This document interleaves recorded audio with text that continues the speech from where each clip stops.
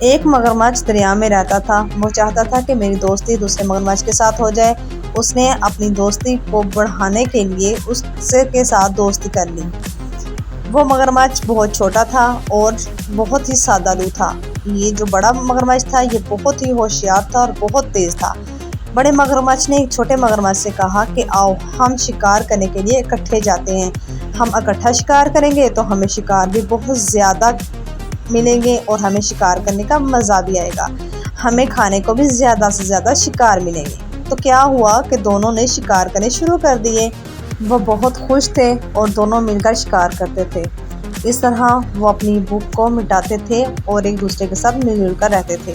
ایک دن بڑے مگرمچھ نے سوچا کہ کیوں نہ میں چھوٹے مگرمچھ کو مار دیتا ہوں، پھر میں راجا بن جاؤں گا پورے دریا کا، اور یہاں پر میں ہی شکار کروں گا، ساری مچھلیاں میری ہی ہوں گی۔